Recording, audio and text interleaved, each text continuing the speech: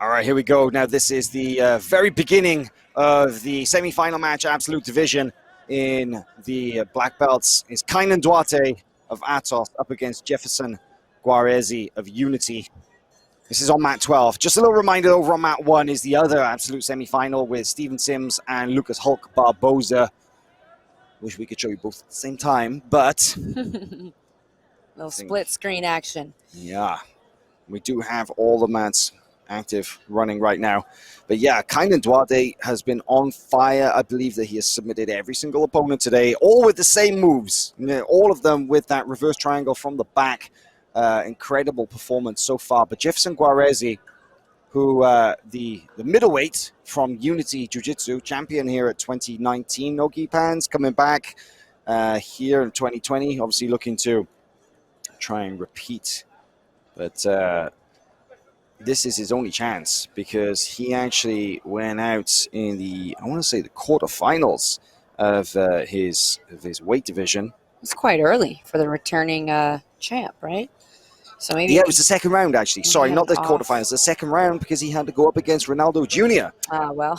So Jeferson fought his way through now to the semi-final, guaranteed a podium spot, you know, a guaranteed bronze medal, but of course he wants the gold, so he's going to go after Kaynan, that's for sure. Here we are in this 50-50 position we've been seeing a lot of lately, which again, like we mentioned earlier, may really change up a bit next year when reaping and heel hooks are allowed in the no-gi. But for now, not so much. So we're going to see a classic 50-50 battle here. Yeah, but first time we've really seen Kaynan utilize the 50-50 today, right? Yes, absolutely. And he's coming over for the sweep. He's going to get the 2 points. And it looks like he wants to backing right out of that 50-50. Yeah. So he did not want to stay there on top, but he did use it really well to sweep. Now doing a good job of controlling that top leg, which means that Guaresi is not going to be able to bring it over the top of the shoulder, kind of like lasso style, and it's also be hard for him to use his knee shield here because Kaynan has quite a bit of a strength advantage, I'd say a size advantage, and stapling that leg down is going to be very helpful for him.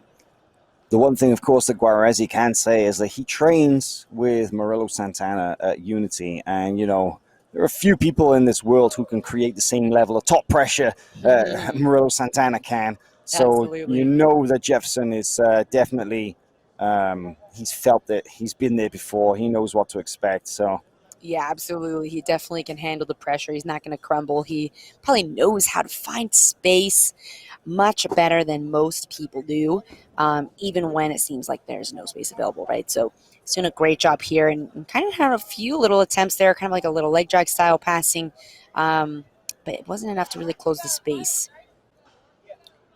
Like how Guaresi's keeping this shin to shin here and the right leg on the ankle, it seems. Well, now uses that as a little hook on the back of the ankle. Just enough to kind of slow Kaynan down if he does get fast side-to-side passing, but it looks like he's going to come in closer. A little more of a smash style, which we've seen a lot from Hulk today. His teammate, of course, you guys are training together all the time.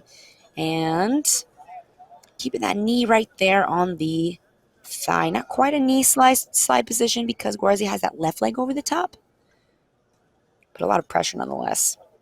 He's holding a 2-0 lead, coming in about 6 minutes left remaining in this semifinal match of the open class black belt adult male. And of course, on the other side, like we mentioned earlier, is going to be Lucas Hulk Barboza versus Steven Sims. Steven Sims, right? So the winners of these two would be the final match here. So have a little restart coming into the center. These semifinal mats are big, but not big enough. We've seen a lot of resets today. Although I kind of have a theory that, like, no matter how big the mat is, the people on the mat just decide to use the space available. It's true, right? It doesn't matter. You can give them a gigantic mat. They'll still always find their way to the edge. Yeah, we just adapt. We just adapt to the size and use what we have. So, and now we see a little bit of reverse. So now Kaynan pulled guard here again because he had come up from the sweep before. So now he's on bottom again. Let's see if he goes for another sweep or if he's going to start to fire off some submissions, maybe some back attacks. Again, on this reverse De La Riva, we've been seeing all day long, very popular. And I like how he switches between, With his left hand, he was switching between either pulling in with the collar tie or pushing away with the frame, but never just letting it dangle. So really active with the hands on the head, controlling the posture of Guaresi. But Guaresi doing a good job of staying engaged enough, but not engaging in like the deep dangerous part of Kaynan's guard. Now, back up to the feet. Bit of a reset here, and a nice little arm beautiful drag. takedown there from Duarte. Yeah, arm drag into just a little knee pick. Yeah, that was nice. Arm drag into like a little outside single knee pick, but not quite enough to get the 2 points. Got an advantage, but they went out of bounds.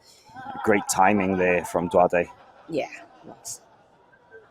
But Guaresi looking like he's not afraid to shoot in his own and really start attacking the legs, attacking some shots, maybe trying to get the 2 points, but kind of sits back down to the guard. So Guaresi keeping a lot of pressure with that right knee, which is nice, and maybe looking to start to pass to the outside, but not really committing too much to like a smash pass or smashing the hips. Really staying at a safe angle, safe position here. Kind of back up again. You really see the size advantage in this position here when they're leaning up against each other in the standing position. But Guaresi getting a little fast now around the legs. Looks like he might start to snatch up a single.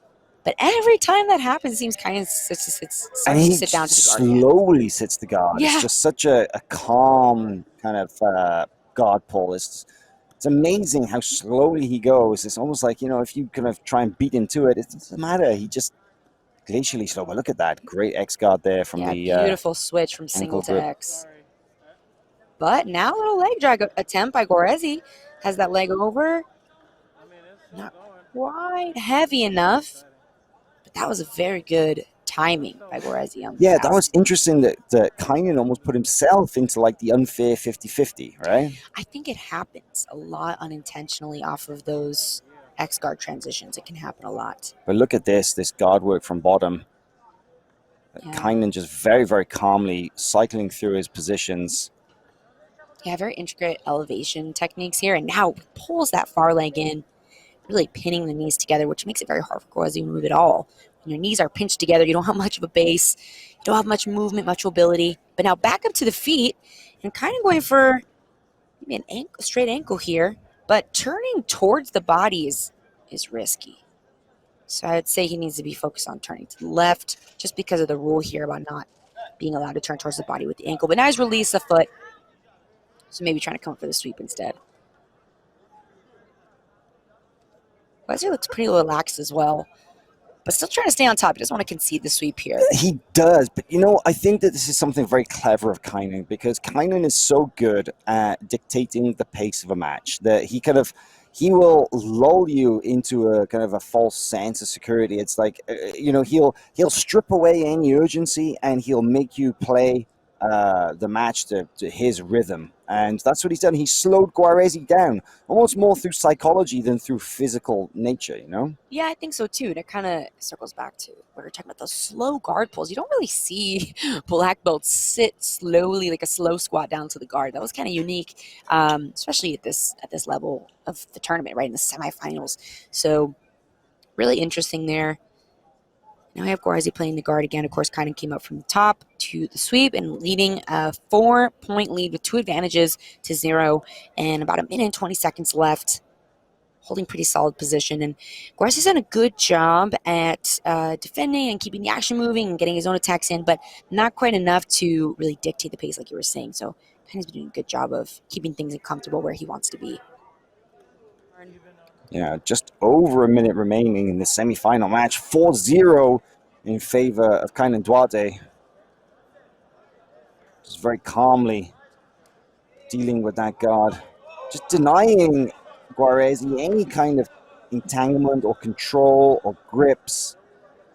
Just positions himself in a very sort of solid posture everywhere he goes. Yeah, not too urgent to insist upon a pass or a back take or a submission, just kind of taking what's available, but also being smart. Like right there, he could have, nice little double by Guaresi. That is like wow, shooting a double into a brick wall, though. Those hips of Kaynan just absolutely immovable. Yes, and in the absolute division, of course, usually we do see, people in the middleweight or medium heavy making it pretty far into the division. But We once you actually get have 2 middleweights in the semifinals here today. That's right. That's right. And then a heavyweight and super heavy, right? With Hulk and Kaynan. But at the end of the day, you do start to see, when the level of the competitors is so tight, you see the difference in strength and power. And we're about to finish out here with Kaynan has a 6-0 lead.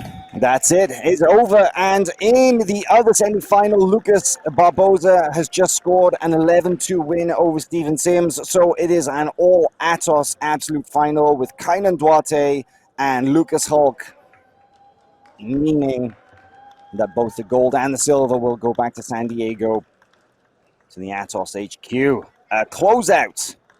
Exactly who will take the gold medal? Well, we will find that out later. But that's going to be it from us, Kendall.